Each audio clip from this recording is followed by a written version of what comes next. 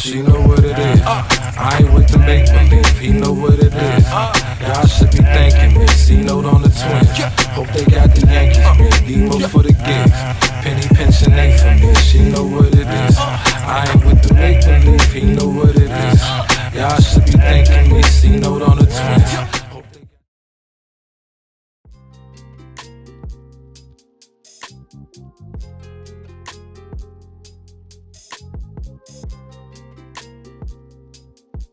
So tell me some more about co-op.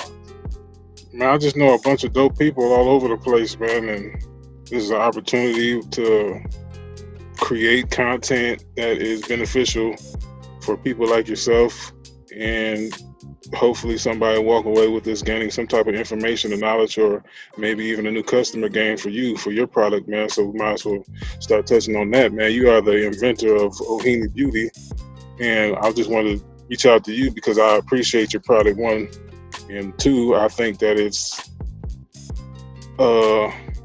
worthy of sharing. So I just wanted to tap into you and see, man, what inspired you to start Ohini, and where do you see it going, and what has been beneficial for you in the process of learning the business and learning how to create product that you want to share with others. Well, thank you first for sharing your platform, creating your platform. I think it's important that we create our own sectors and everything, media, healthcare, whatever. But when it comes to Ohini, it's kind of like, it's like somewhat of an epiphany, but also this journey. So Ohini started back in like 2014, and my wife was carrying our second son, now 5. And I'm just sharing your website. Yeah. So she was carrying our second son. We had my first son, Zaire, at home, and I was just trying to come up with some at-home activities to do with him on those weekends. If you have been blessed or to have kids or to be around for the early stages, you know that you're not getting out, especially during that last trimester, as much because mama's she's tired. But the weather's like it was winter time too, so I just started messing around with soaps and stuff, experimenting with my son, teaching him science and technology, kind of STEM curriculum, just coming up and stuff, experimenting. But after my son was born, he had severe eczema and cradle cap. And what is that? So it's this condition that it's a skin condition where you get severe dry skin, peeling, redness, and it kind of flakes off in plaques. It's something that kids can have if they grow out of it for the most part. But the eczema piece is not often as quickly mitigated. Kids don't grow out of it as quickly. Probably somewhere in their late, early, adolescence, they might grow out of it. Some of them never do. Mm-hmm. But second son, his case was so bad, it got to the point where the pediatrician was ready to put him on steroids. And I used to be the pharmacist at Cub on West Broadway, and I seen the cases, from practicing pharmacy at the community level, and how those steroids, they provide some relief, but they also come with their own set of side effects. A lot of times the skin can get thicker, get tighter, it can become hyperpigmented, darker, and all of those things can be part of potential infection that it could lead to. And then just the appearance can lower the person's self-esteem. There's actually some good studies out there about the way a person perceives their skin, the way that they look, and how that ties into their mental health. So I didn't know all that then, but at the time I just was like, man, this is bad. He was scratching, he couldn't sleep at night. So at the time I'm practicing making soap with my son. We say, why don't we start using this? So I give a couple bars to mom. She was giving the baths at that time. And after about 2 weeks, she noticed that the the eczema started to go away a little bit. She's a licensed physician. Um, and I was like, oh, okay, well, keep on using the soap. And, she's also a contrarian. I love my wife, but yeah, she'll like shoot your idea down real quick. So so I was like, okay, bet. Well, I'm gonna keep on making the soap. Just use it, and if you think it's not the soap, stop using it. So she stopped using it, and after about a week and a half, 2 weeks, the eczema started to come back. It was almost gone when she stopped using it.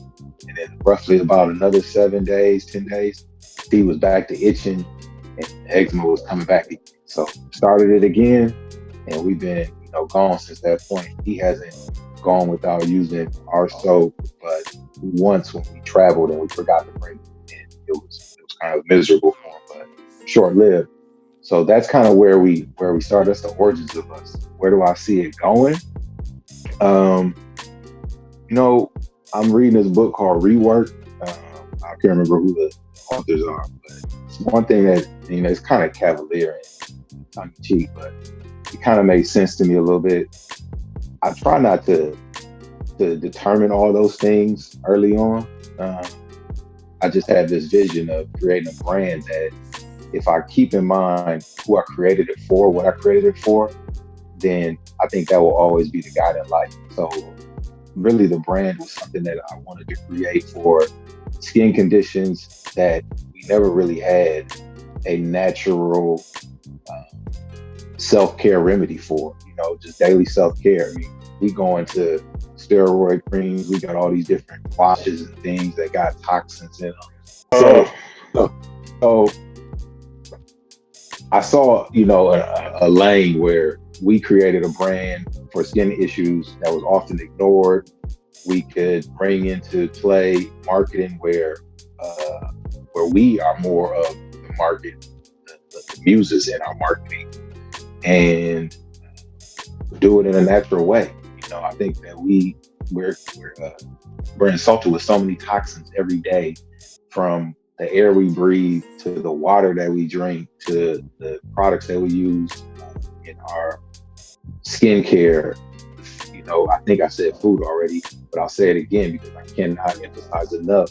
If we're able to reduce the kind of toxins amounts that we're consuming, then we'll probably have a overall better life. That's just my logic. If you cut out some things that you don't need, then you probably do better. So that's where I kind of have the guiding light. It's just focused on, what was it all started about? Addressing our skin, taking out the toxins. Where did I see it going? Was it where did I see it going, or what was the question? I think that is the question. Like, how is business right now for you, man? Is it? Man, business is keeping you busy. Yeah, it's every morning and every night. I'm in there in the shop going at it.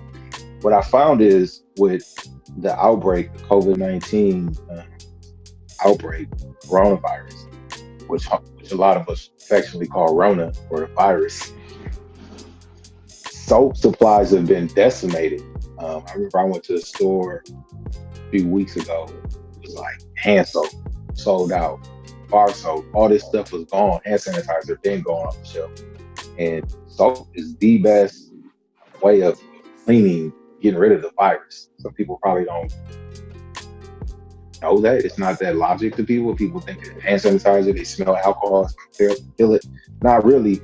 The coronavirus germ is very sticky, and the reason why soap is so good is because it has oil, and it also allows that oil to be washed away because you're creating those sud bubbles, the lather. So our sales have been very strong, probably for the last 60 days.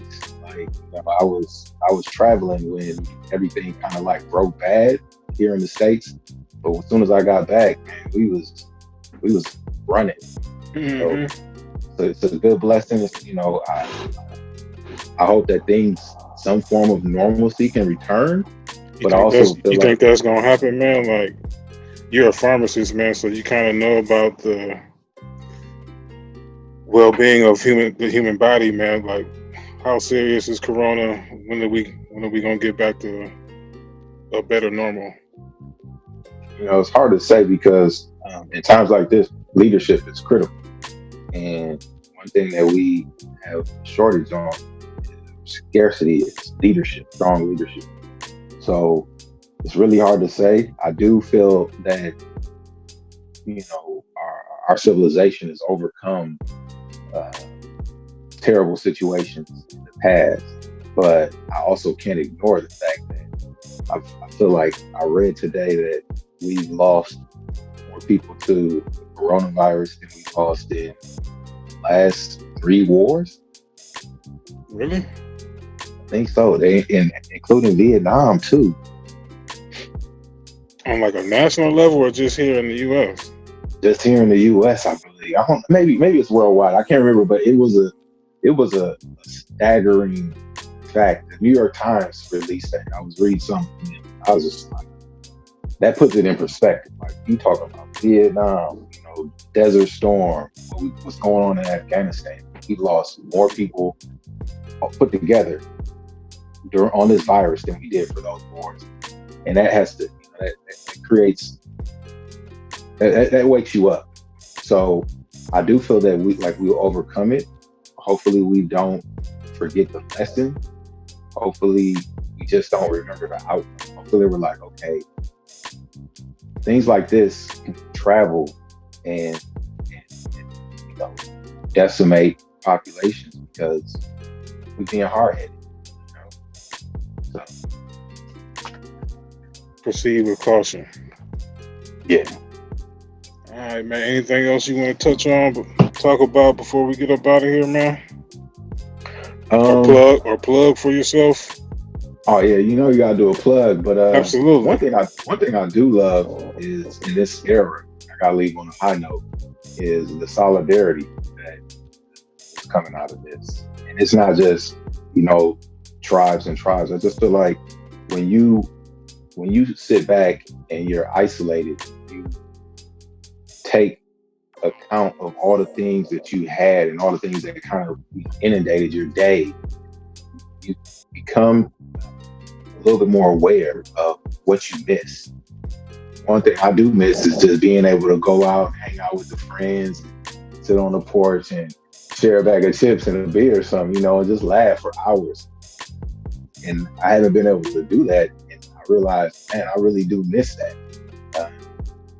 But connecting with people digitally is maybe the new wave, but I do sense a level of connectivity that we're having globally beyond what we were doing before. So we had our networks where we live, Minnesota, DC, Louisiana. We had that, but now it's like I'm talking to you, you're in Minnesota, I'm in DC, and we wasn't doing this on a regular. Like we would hit each other every now and then. I stop in town. Absolutely. Right. So I love that as a silver lining out of this coronavirus situation. But I just feel like we got to continue to push that. If this thing does change and we're all able to go out safely, which I do feel will happen again, let's not lose this. Let's build on this moment, like what we're seeing with the queens out there, Jill Scott and Erykah Badu getting ready to battle on this weekend. Like, this is something I never imagined I would experience. It's about to be pay-per-view in a minute, man. I was telling we from high school, I feel like before the Tyson Holyfield fight, I kind of had that feeling like butterflies. Like, I don't know who gonna win. I got some, got some. Everybody watching gonna win. That's who really win. Right. Exactly. Everybody who's sitting back watching is winning. But Badu, what she been doing on her own too? She been in her bag. All praise, man. She's hustling, and it's not like that people give the word hustling this icky, nasty, connotation, and it's not. I love it, man. I Yeah, love it. it's like she's actually getting out there. She's scrappy and she's innovative. And there's Hmm. so many other words I could say, but she's moving. She's growing. I love that. She's adapting. Well, man, I appreciate your time, brother, man, and I wish you much success to you and your family. Ohini, I got more products. There y'all see it. There's the logo. And Yeah. I might buy a bar and give it away to somebody who watched this, man. Yeah. Well, let me know. I had to get you a code, special code. Let me know what you want to put on it. Code Indias I or might, co-op. yeah, we can do that. Yeah. And you could, throw it up. You could do something like that, man. All right. Is that cool? That's cool. I'll send you a code. It'll be a special one for you.